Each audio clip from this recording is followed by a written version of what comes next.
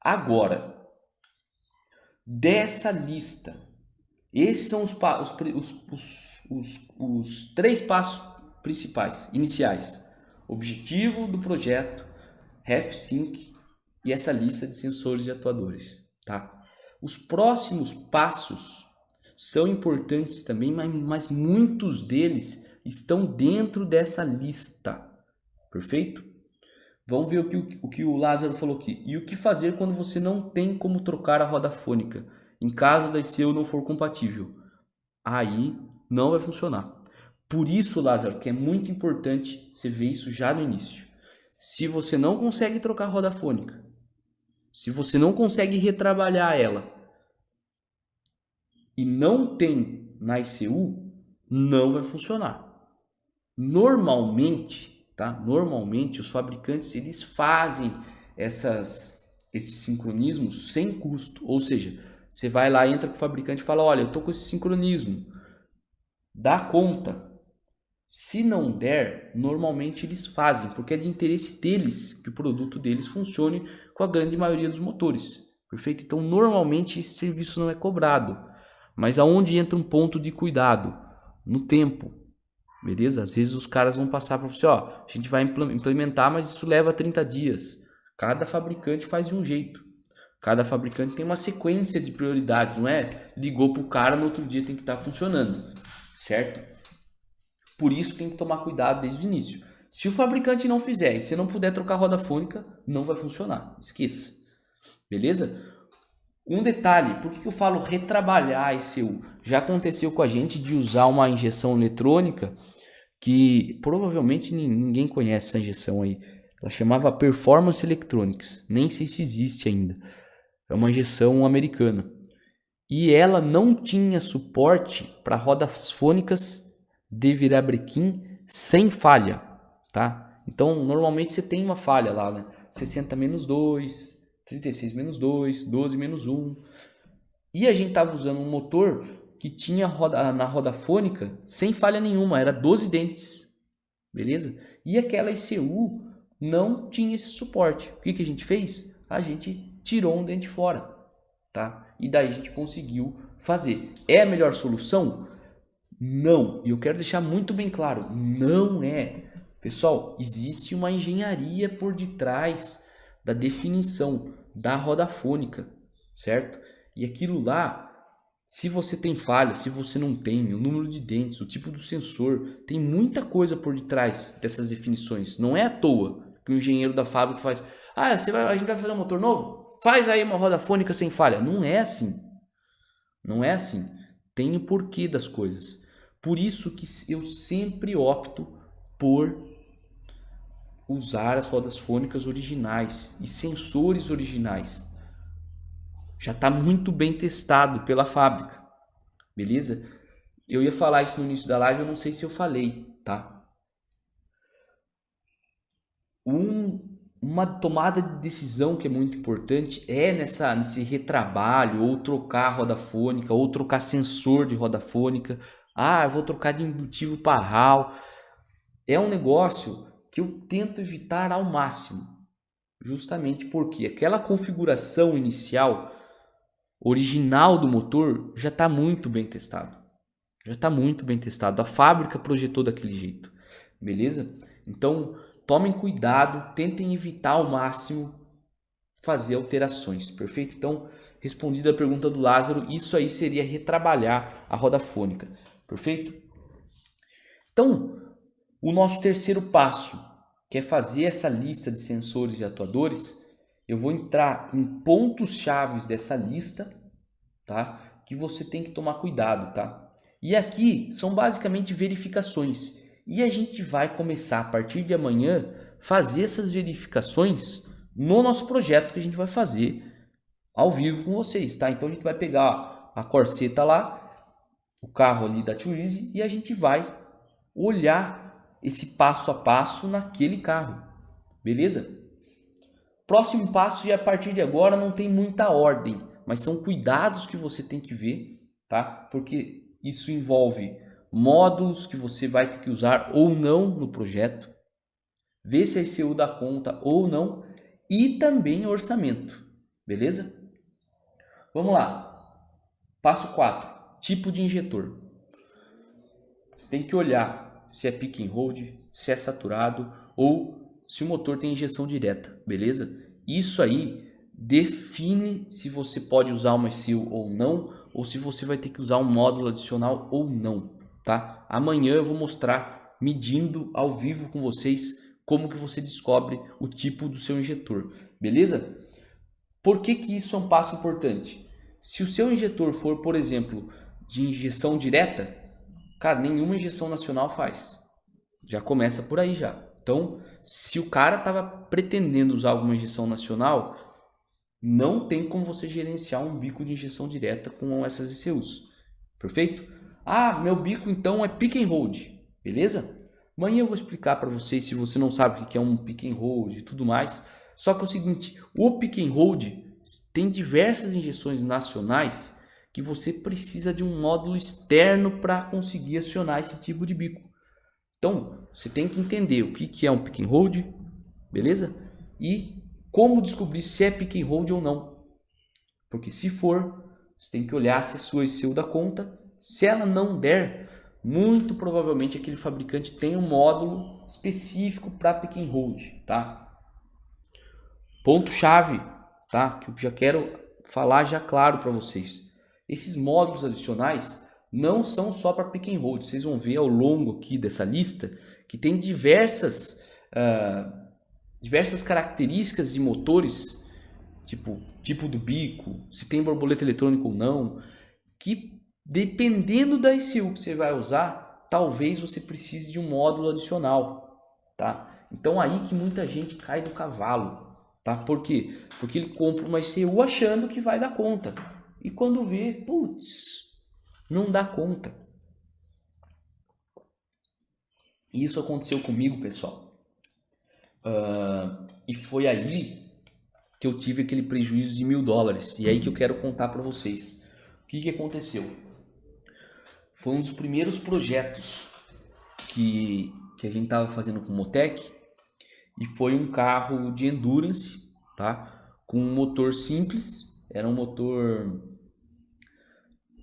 Na época ele estava de C20XE, aspirado, algo assim. Quando eu falo simples, é assim, não tem um monte de item que eu vou falar aqui para vocês, tá? Não tem comando variável, não tinha borboleta eletrônica, era aspirado, bem simples, mas ia usar pedal shift, tá? Para quem não sabe, pedal shift é as trocas de marcha na borboleta, tá? E aí o que aconteceu? Eu tava numa correria ferrada, eu olhei o motor e falei assim, cara, já usei essa ECU num V8 com borboleta eletrônica, com comando variável, posso usar a mesma para esse motor aqui, 4 cilindros, com menos sensores, menos atuadores, vai dar conta, certo? E eu recomendei uma M130, que é uma puta ECU, excelente, certo? Faz até 8 cilindros sequencial, tem nó control, tem comando variável, tem coisa, tem um monte de coisa. O que aconteceu? Como eu fui negligente, né? Ao invés de eu fazer essa parte de listar sensores e atuadores e conferir se a ECU dá conta, eu não fiz. Chegou na hora de fazer o chicote. Vamos projetar o chicote? Vamos. Projetando o chicote. Pois é. A ECU não dá conta. O que aconteceu lá? Como a gente usa pedal shift, a gente precisa de muito mais sensores e atuadores, muito mais entradas e saídas, tá? Já vou explicar um pouco mais isso aí para vocês. E o que aconteceu? Não tinha disponível naquela ECU. No pedal shift você precisa colocar botão do downshift, que é para reduzir marcha, botão do upshift, mandatoriamente tem que ter um gear position, pelo menos uma velocidade de roda. Tem botão ou de neutro ou switch na embreagem. Tem um monte de coisa a mais que você precisa. E de saídas também. Você aciona compressor, você aciona o próprio output para subir marcha, a válvula para reduzir marcha. Então tem um monte de coisa a mais que você tem que ligar nesse ECU. E eu, por negligência, falei pro cara, ó, é tanto. Eu tive sorte que o prejuízo foi de $1.000 só. Por quê? Se eu tivesse comprado a ECU, tava ferrado. Porque ia chegar a ECU, ia vir da Austrália para o Brasil, tá aqui a ECU, fechou, não dá conta. Ia ter que mandar vir outra ECU. Esse tipo de coisa não dá para você trocar. Ah, comprei um carro errado aqui, ó. Quero devolver e pegar outro. Vai custar caro, velho. Então, eu dei a sorte de ter cobrado errado, mas eu não comprei a ECU. Eu fiz o projeto, vi que deu cagada no orçamento e eu já comprei a ECU certa. Falei, meu, quanto que deu a diferença aí? $1.000. Falei, nossa. Então, esse passo é fundamental, fazer todo esse levantamento. E aí eu prometi para vocês contar como que eu reverti esse prejuízo. Então, antes de contar, eu pergunto para vocês, tá? Se isso tivesse acontecido com você. Veja bem, você foi vender uma ICU para um cliente. Você falou, cara, pode usar essa ICU aqui, ó. Custa tanto. O cliente vai lá, deposita para você. Daí você vai comprar a ICU, você olha, cara, não dá conta, precisa pôr mais $1.000 na conta. Na cotação de hoje aí dá mais de 5 pau. O que vocês fariam?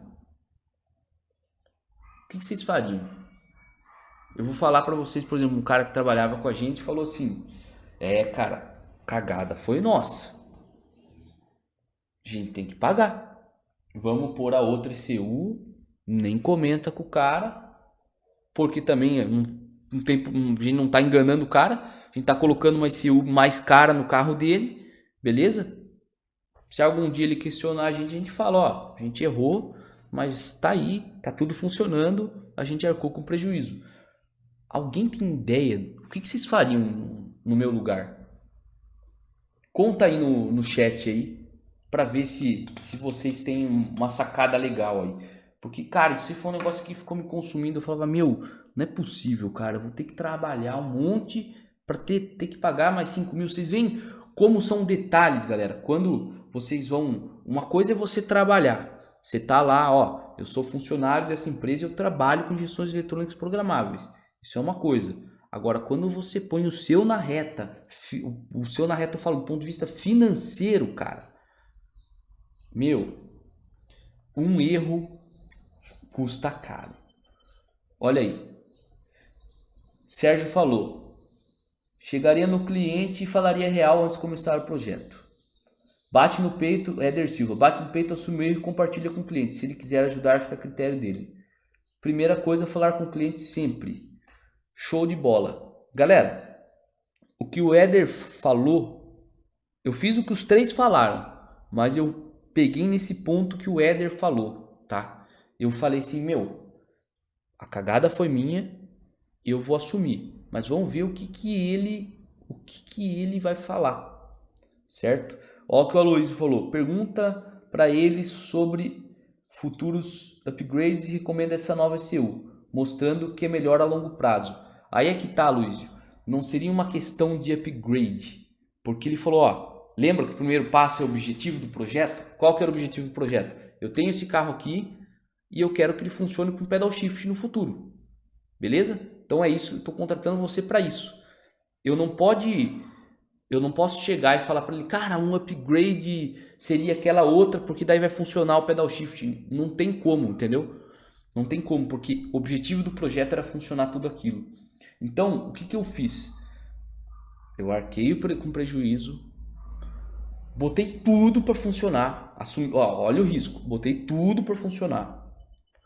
Depois que estava funcionando, eu sentei com o cliente e falei assim, ó, a situação é o seguinte, tá vendo esse orçamento aqui que eu passei pro senhor? Tá vendo aqui que consta uma Motec M130? Vem aqui no carro, olha esse que tá usando, M150. Primeiro ponto, às vezes o cara não vai saber se é M130, se é M150, se é XYZ, cara. O cara é o dono do carro, piloto. Tem um monte de coisa no carro que ele nem sabe o que tem. Então você vai lá e mostra para ele, ó. Tá vendo no orçamento que tá no seu e-mail? Eu recomendei uma M130. Tá vendo que ele tem uma M150? Sabe o que aconteceu? Eu errei no projeto. quando eu fui passar o orçamento para o senhor, estava fazendo um monte de coisa e eu recomendei uma M130 porque foi o que eu usei naquele outro projeto. No projeto específico do seu carro, é o primeiro projeto Pedal Shift que a gente está fazendo e tinha um monte de sensor que eu nem sonhava que a gente precisava ligar. Sensor e atuador. Isso, tá? Por conta disso, a gente está usando outra ECU, tá? Essa ECU, ela custa $1.000 a mais. Eu já arquei com esse $1.000 a mais, já paguei, tá tudo certo. Eu só queria esclarecer para você porque o erro foi meu, tá? E essa diferença de $1.000 fica a seu critério, tá? O erro foi meu, eu já paguei. Se o senhor acha justo que eu pague isso, tá tudo certo, tá aí, tá? Agora, se o senhor pode me ajudar de alguma maneira, tá? Eu posso parcelar para você e assim, vamos ver como que fica bom para você. Então, você deixa bem claro, ó, o erro foi, você deixa nada, sem mentira, sem joguinho, eu dei na real pro cara. Por quê? Porque eu falei, meu, já tô com os $1.000 eu já paguei. Já tô com prejuízo. Vou ficar mentindo pro cara? Não. Sentei e falei a real. Nesse caso, o cara falou, meu, não tava esperando isso aí, mas tá tudo bem explicado. Eu vi esse ECU lá. Eu posso parcelar em 3 vezes esse $1.000? Eu falei, pode, manda bala. E o cara me pagou em 3 vezes. Então, veja bem, um outro cara que trabalhava comigo falou, cara, vamos bater no peito, vamos assumir e nem conta pro cara. Beleza, bater no peito e assumir é muito melhor do que você mentir pro cara e inventar $1.000 a mais por outra coisa. Muita gente, pessoal, vai por esse caminho porque tem aquela sensação que é mais fácil. Fala, meu, eu vou ter que recuperar esses $1.000 de outro jeito. Daí inventa um negocinho aqui, inventa outro ali, pega $100 aqui, 100 ali, $50 para fechar 1.000. Não façam isso, tá? Sejam honestos com clientes de vocês, tá? É muito importante, principalmente para quem está começando. Meu, pensem que cada projeto que vocês vão fazer, aquilo lá pode render frutos futuros também, tá? E outra, além de render frutos futuros, é a sua reputação, é o seu nome que está em jogo ali, tá? Não comecem um negócio baseado em mentiras, em joguinho, sabe? Totalmente furado. Então foi essa estratégia que eu recomendei. Olha o que o Brian fez. Falou, converse com o cliente que errou, pergunte se poderia ajudar com o valor do orçamento. É basicamente isso. Deixa bem claro pro cara, certo? Deixa bem claro pro cara. Foi assim então que eu reverti esse prejuízo, tá? O cara me pagou em 3 vezes, tá tudo certo. Agora, olha como é importante. Olha como é importante esse passo a passo que eu estou mostrando para vocês, tá? Não pode faltar essa lista de sensores e atuadores, tá? Então, dentro dessa lista, você vai olhar o tipo de injetor, já comentei com vocês. Próximo passo, bobina. Tem driver de ignição integrado ou não? Essa é a pergunta-chave. Eu tô com a bobina original do Corsa aqui, ó. Vou ser bem sincero com vocês, tá? Essa é a bobina que estava no Corsa. Eu vi vários que não usam essa daqui, tá? Então, realmente eu não sei se essa é a original ou se o cara que tinha trocou. Eu acredito que seja. É meio difícil o cara trocar e pôr outra bobina. Não faz muito sentido. Mas essa aqui é a bobina que estava no motor do Corsa funcionando com esse original, tá? O que a gente vai ver amanhã? Essa bobina aqui tem driver de ignição ou não? O que é o driver de ignição? Por que é importante isso aqui? Pessoal, se não tem driver na bobina que você vai usar, esse driver tem que estar em algum lugar, tá? Esse driver basicamente é o que manda a potência para a bobina, perfeito? Basicamente ele manda um terra para acionar, para fechar o circuito de 12 volts de terra da bobina, tá? Do primário da bobina. Por que isso é importante, tá? Você pode imaginar esse driver como sendo um relé, tá? Por que isso é importante? Ó, em 1 milhão de aspas, não é a mesma coisa, tá? Mas é a mesma ideia. Por quê? Porque normalmente as ECUs, elas não conseguem elas acionarem a bobina diretamente. por conta de por conta de consumo mesmo, pelo ponto de capacidade de acionamento, do ponto de vista de corrente elétrica mesmo. A ECU não dá conta de pegar uma saída dela e falar, acione a bobina e passar toda a corrente do primário da bobina pela ECU, perfeito? Por isso que isso normalmente, tá? Por isso que existe esse driver intermediário. Então a ECU faz o quê? Ela só fala, ei driver, acione a bobina, ei driver, pode tirar o terra da bobina. E aí o driver vai fazer esse acionamento de potência, tá? Então a lógica está na ECU, quando acionar, quando desacionar, e o acionamento de corrente está no driver, tá? Existe ECUs que tem driver integrado? Existe, tá? Existe ECUs programáveis que tem driver integrado? É mais raro, tá? Eu já vi a Marelli, tem, e as DTAs antigas também tem, tá? Só que é o tipo de coisa que muitos fabricantes de ECUs programáveis não usam mais dentro da ECU. Por quê? As bobinas mais novas normalmente já tem driver integrado. Quando você pega aquelas bobinas coil unplug, sabe? Aquelas que vão uma por cilindro, normalmente, não estou falando que sempre, tá? Normalmente, as que tem principalmente mais de 2 pinos, elas já têm o driver lá dentro. Então a ECU comanda ela direto. Excelente. Se a sua bobina não tem, o driver tem que estar em algum lugar. Então, ou você parte para usar um driver externo, tá? Onde a ECU manda o sinal da ignição para esse driver e esse driver faz o acionamento de potência da bobina, tá? Ou você tem que usar uma ECU que tenha driver integrado. Esse ponto não é um ponto chave de decisão da ECU. Saca só o que eu estou falando. Ter ou não ter driver de ignição na ECU não é um ponto chave de tomada de decisão de escolha. Você não escolhe, vou usar esse aqui porque tem driver de ignição integrado, vou usar esse ECU aqui. Não escolhe assim. Por quê? Porque eu nunca vi uma ECU que eu não acho inteligente ter o driver de ignição dentro da ECU. Isso que eu queria passar para vocês. A DTA que eu já usei, por exemplo, ela aquecia um monte.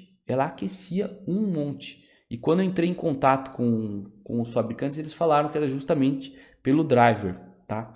Então, a gente teve que até colocar uma ventoinha para ECU, só para vocês terem ideia de quanto aquecia. Você deixava o motor funcionando por muito tempo, você colocava a mão na ECU, você podia queimar a mão mesmo, cara. Se você deixasse assim 3 segundos a mão na ECU, você queimaria a sua mão. Então, eu não acho legal ter o driver de ignição lá dentro, tá? É muito mais, principalmente porque ignição é uma possível fonte de ruído, tá? Então, assim, quando você tem, por exemplo, a gente usa um driver da Motec. O driverzinho é desse tamanho, cara. É um pouquinho maior que uma moeda de R$1, tá? Desconsiderando o chicotinho e o conector. O módulozinho ali, o driverzinho, é do tamanho de uma moeda de R$1. Mais ou menos, para vocês terem uma ideia. O que eu faço? O chicote fica muito mais inteligente. Esse driver, ele suporta altas temperaturas e a gente joga o sinal lá próximo das bobinas. Deixa ele fixado lá no cofre do motor, porque ele foi projetado para isso, tá? E fica lá. Qual que é a grande vantagem?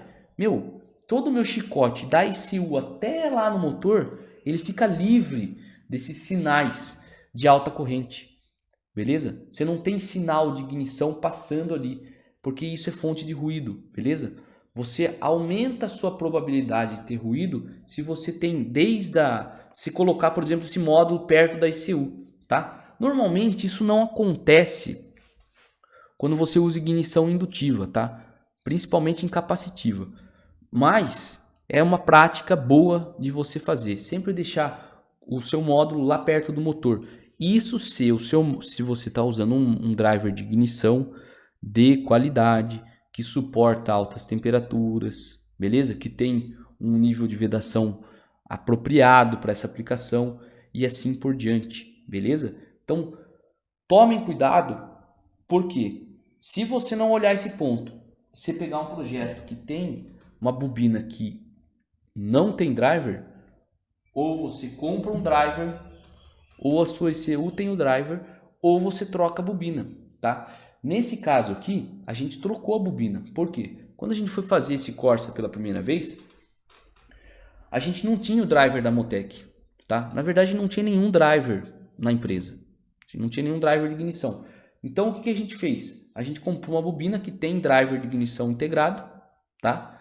Custou bem mais barato do que um driver, tá? O nosso objetivo era ter um carro para fazer testes internos, então a gente não precisava ficar investindo muito dinheiro com isso, tá? E a gente mandou bala com aquela outra bobina, tá? Então essa é uma solução também muito importante você ver já no início, porque você já coloca no orçamento total, beleza? Do seu cliente. Outro ponto, próximo passo. Então a gente já fez o passo 1, passo 2, passo 3, 4, triplo injetor, passo 5, bobina com driver ou 6, ou 100. Passo 6, se o motor é turbo aspirado. Cara, você tem que definir isso porque envolve um monte de funcionalidades na ECU, tá? Por exemplo, boost control, e também envolve a parte de sensores e atuadores necessários, tá? Então, se é turbo, mandatoriamente você vai ter que ter um MAP, tá? Muitas ECUs nacionais, elas têm um MAP integrado, tá? Eu particularmente não gosto de MAP integrado. O que é MAP integrado? As ECUs nacionais normalmente elas têm uma espigazinha aqui que você liga direto à mangueirinha do MAP, tá? Por que eu não gosto disso? Dois motivos. Primeiro, eu acho muito mais eficiente do ponto de vista de sinal mesmo, de medição do MAP, você ter um sensor que mede no coletor de admissão. Então, você tem o coletor de admissão aqui, uma coisa é você colocar um sensor ali que mede e vai mandar o sinal pelo chicote, que tem uma velocidade de transmissão muito maior do que você colocar uma mangueira no seu motor até a ECU, tá? Imagina, você tem lá uma ECU que vai ficar na frente do piloto ou na frente do carro e seu motor é traseiro, tá? Lá atrás. Tem uma mangueirinha que vai ter que vir lá do motor, lá do coletor, passando por todo o carro até vir na ECU, tá? Eu não acho legal isso aí, tá? Outro ponto, prefiro muito mais usar esse sensor da ECU como um BAP, tá? Que seria para medir a pressão barométrica, tá? Ponto negativo, cara, você tem um ponto que se entrar água, vai entrar água por ali, tá? É outro motivo pelo qual eu não gosto. Mas, quando você vai usar, quando é um motor turbo, existem sensores adicionais que você precisa usar. Você pode precisar ou não. Então, é muito importante você avaliar isso, tá? Se é turbo ou aspirado, beleza? Passo 7, tá? Fundamental para a escolha da ECU. Ponto, só um parênteses do ponto de ser turbo aspirado, tá? Meu, se você tem um motor turbo, isso é muito importante, galera. Se você tem um motor turbo,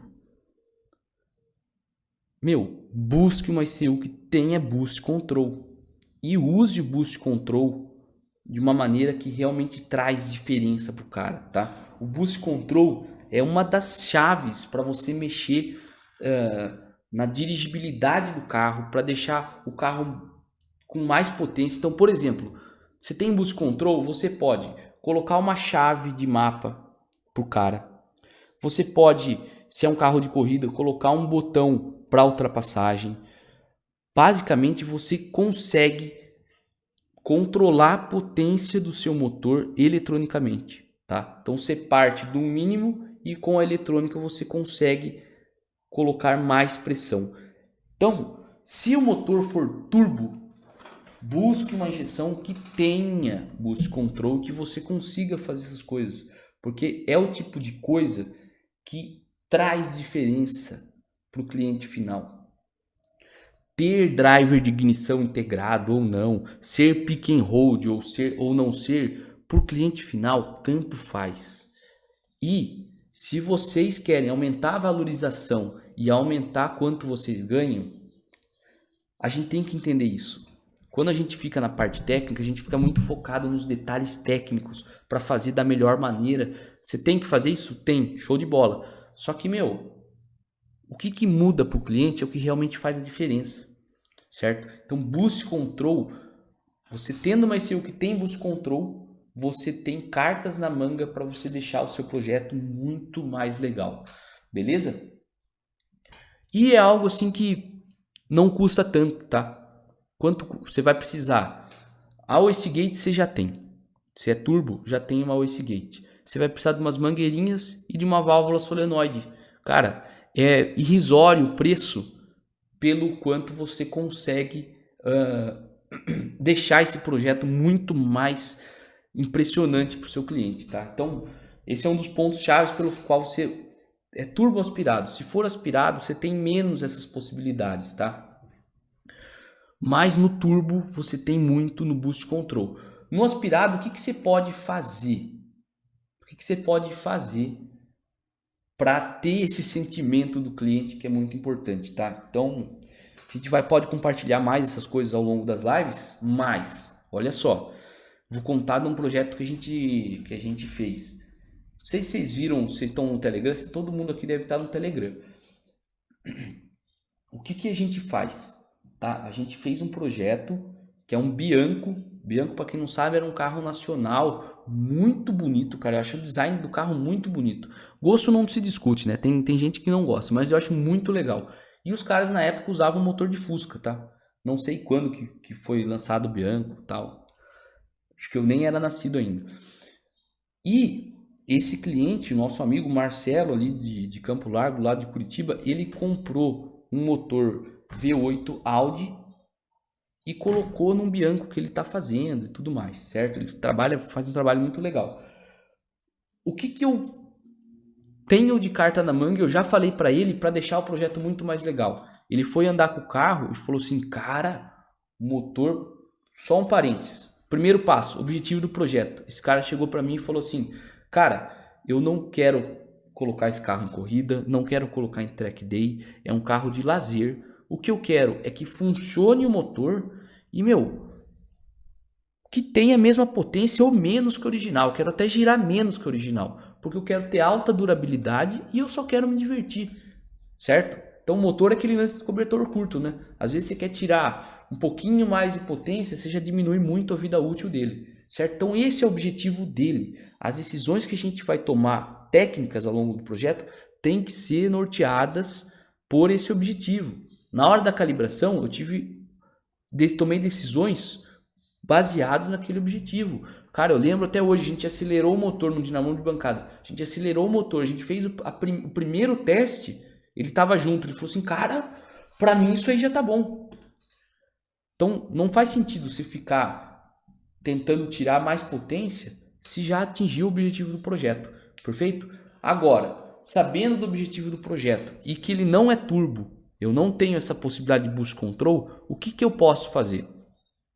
Eu também posso colocar uma chave aonde a gente muda o modo do motor, tá? Então a gente pode, por exemplo, colocar um mapa de economia de combustível para ele, colocar um mapa normal e a gente pode colocar um mapa de máxima performance. Quando é turbo, fica muito mais fácil você ter mais torque, mais potência, porque você consegue mexer no boost control e colocar mais pressão para dentro, basicamente. No aspirado não tem muito o que fazer, tá? Nesse caso, como o motor ele tá superdimensionado, ou seja, se a gente andasse com o que tem de potência lá, se a gente tirasse 50, 70 cavalos, também ia ficar legal, certo? Então, nesse caso, a gente pode ter um mapa com menos potência, certo? Deixando a borboleta mais fechada, perfeito? Tecnicamente não é uma solução boa, porque seu motor não vai estar ali no máximo de eficiência. Quando você fecha a borboleta, você perde um pouco de eficiência, perda por bombeamento e assim por diante, tá? Mas é uma maneira que você tem no motor aspirado de conseguir reduzir a sua potência, perfeito? Então, nesse caso que o motor está superdimensionado, a gente pode usar essas estratégias. Então, se você for fazer um carro de rua, é mandatório que você tenha o passo número 8, tá? Nem falei do 7, mas eu vou falar o número 8, que é borboleta eletrônica, tá? Muda muito a dirigibilidade, muda muito a maneira como você faz a marcha lenta. Você tem essas ferramentas de poder colocar uma chave de mapa, abrir mais a borboleta, deixar a borboleta mais agressiva, deixar ela mais suave, que muda muito a sensibilidade, beleza? Do seu cliente, tá? Então, esse é o passo número 8, borboleta eletrônica, que está totalmente atrelado ao aspirado, tá? Então, quando é turbo, foca em ter boost control, você tem mais poder na calibração. Se for aspirado, borboleta eletrônica, tá? E galera, eu acredito que, a gente passou aí do tempo de novo, cara. De novo, mais uma live aí que eu não consigo terminar com vocês. Mais show de bola. Vamos ver aqui o que o Gustavo Farias falou. Bom dia, Roberto. Me diz uma coisa. Para trabalhar com Motec é só indo buscá-las na gringa? Não, Gustavo. A gente representa a Motec aqui no Brasil e a gente ajuda todo mundo que quer usar Motec aqui no Brasil, tá? Como que funciona essa ajuda, tá? A gente pode fazer a importação, beleza? Para vocês. Ou, se vocês preferirem, que não tem muito jeito, né? Qualquer coisa aqui no Brasil é o dobro dos Estados Unidos. Você vai comprar um iPhone aqui, é o dobro do preço nos Estados Unidos. Então a gente pode fazer a importação, entregar com nota fiscal, tudo direitinho, o custo sobe. E sobe bastante porque dobra. Agora, tem gente que quer trabalhar com Motec e o cara vai fazer a importação do jeito dele, sei lá como que ele faz. A gente também consegue ajudar essas pessoas, desde que elas comprem com a gente. Então, elas podem comprar fora do Brasil, certo? Mas pela Twizy, tá? E daí a gente dá todo o suporte para os clientes, tá? Então, tem cliente que quer usar Motec, mas ele quer que a gente faça. Tem cliente que quer usar Motec, mas ele quer fazer a calibração, mas gostaria que a gente fizesse o chicote. A gente bola uma maneira de trabalhar também. E a gente tem parceiros, certo? Então, a gente tem parceiros que o cara quer pôr no carro dele e ele vai pôr no carro dele para fazer projetos futuros com a Twizy. O cara quer demonstrar para os clientes dele funcionando com a Motec, quais são as vantagens e assim por diante. Enfim, tem um mar de possibilidades aí. O limitante é um só. O nosso tempo que está realmente muito escasso e está complicado a gente pegar projetos novos. Mas é assim que dá para fazer. Beleza, Gustavo? Fechado, galera? Então, relembrando para quem chegou até agora e de repente entrou no meio da live, a gente tem duas novidades aqui nesse 636. A gente vai criar uma comunidade no Facebook e vai colocar toda a galera lá dentro. O que vai ter nessa comunidade? A gente vai entregar vídeos adicionais, a gente vai entregar resumos das lives, assim vocês não precisam ficar anotando direto o que a gente faz aqui, é só vocês acompanharem, depois olhar o resumo, beleza? E a gente vai disponibilizar a gravação dessas lives para vocês lá até o final do 636. Então, quando acabar o desafio, a gente vai tirar os vídeos da comunidade, perfeito?